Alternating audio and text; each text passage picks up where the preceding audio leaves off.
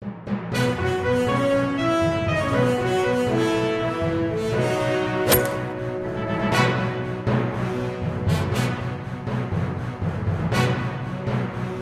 मुमरा में एक human chain जो प्रोटेस्ट रखा गया था, जिसमें बढ़ चढ़ के आपने मतलब पूरी तरह से ये ऑर्गेनाइज कराया था और वो इख्तिताम को पहुंचा है, क्या जानकारी देंगे उस बारे में?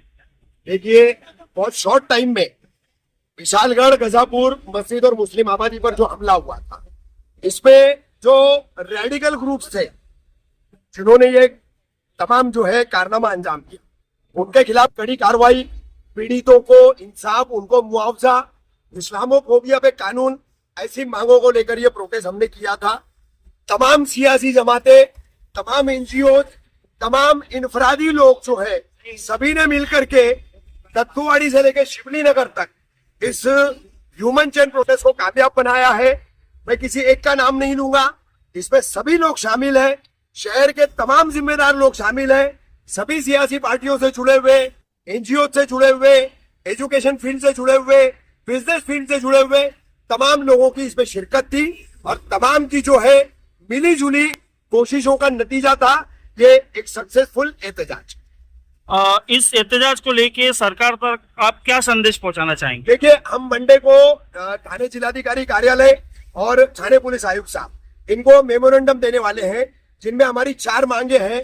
सबसे पहले तो ये कि ये जो कुछ भी किया गया विशालगढ़ में, गजापुर, दोनों जगह पर, तो ये एक प्लानिंग के तहत किया गया है। तो जो भी ऑफेंसेस इसमें रजिस्टर्ड किए गए तो उसमें प्लानिंग की नई बीएनएस जो आई है उसकी धारा लगाई जाए और उसके अलावा और कुछ सेक्शंस हैं, 111 है, 119 है, 57 है, ये सब लगाई जाए।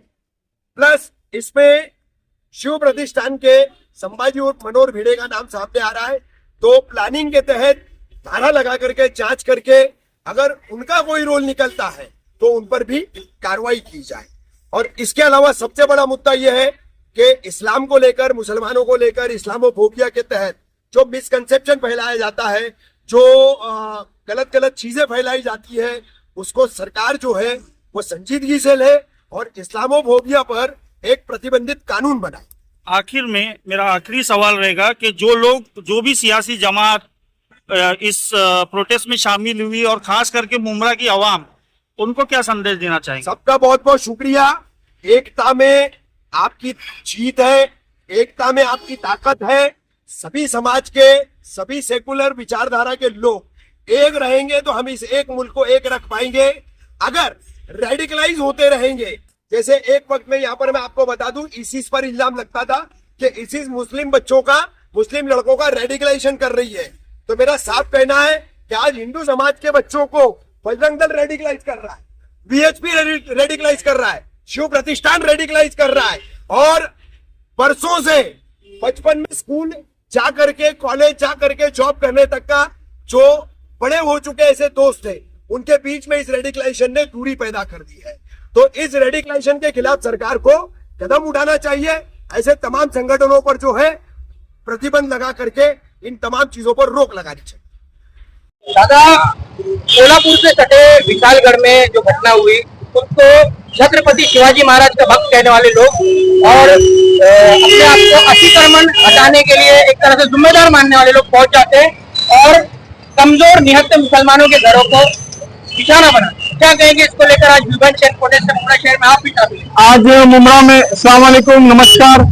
मुमरा में जो आज ह्यूमन चेन बन गई है, इसके लिए बन गई कि विशालगढ़ में जो हमारे मुस्लिम भाइयों के ऊपर, मस्जिद के ऊपर जो हमला किया, उनका तो मैं तीव्र शब्द में निषेध करता हूं और ये हमलावर जो है उनके ऊपर कड़ी से कड़ी कार्रवाई हो, इसके लिए हम लोग अभी पुलिस स्टेशन में इसका मांग करेंगे और निवेदन भी देने वाले।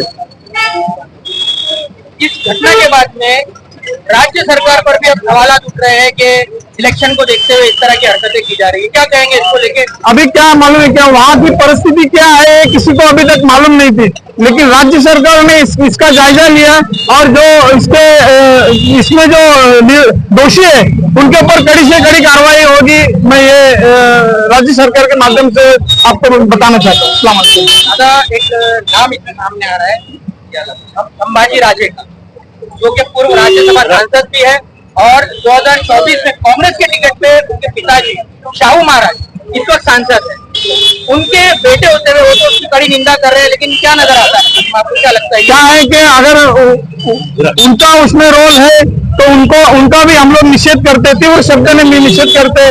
और ये जो खास करके मस्जिद के ऊपर हमला हुआ है, इसके ऊपर जो उन्होंने हमला किया मस्जिद के ऊपर, उनको उनके ऊपर कड़ी से कड़ी कार्रवाई हो, इसके लिए हम लोग पूरी मांग करेंगे। और इसके लिए आज ये प्रोटेस्ट भी किया गया है। हिंदू मुस्लिम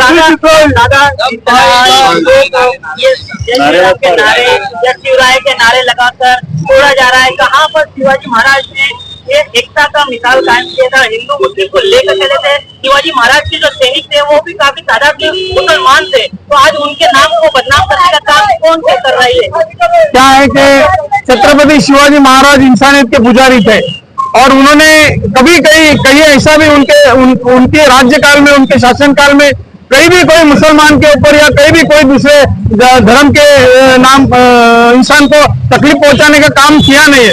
लेकिन कुछ ऐसे लोग रहते जो हर धर्म में है, जो धर्म को बदनाम करने का काम करते, ऐसे लोगों का भी मैं कड़ी निंदा, तीव्र शब्द में कड़ी निंदा करता हूं। कोर्ट के आदेश के बावजूद वहाँ पे घरों को तोड़ने की तैयारी है, क्या इसको लेकर राज्य सरकार का क्या कदम रहेगा? मुख्यमंत्री माननीय एकनाथ शिंदे के काफी करीब अभी हम लोग तो यही कहेंगे कि इतने सालों से जो वहाँ पर लोग रह रहे और कोर्ट का स्टे होने के बावजूद भी अगर तोड़ा जा रहा है तो राज्य सरकार से यही मांग करेंगे कि इनको बेघर किया नहीं जाए, इनको उजाड़ा न जाए, यही मांग करेंगे। अब आप इस तरीके से रोडों पे प्रोटेस्ट कर रही है, उसको लेकर के आप क्या कहेंगे कि किस तरीके से एकता दिखाते हुए? क्या है कि हमारे जैसा कि वहाँ जो मस्जिद के ऊपर हमला हुआ है, ये मस्जिद मंदिर ये सबके दिलों का मामला है, सबके धर्मों का मामला है।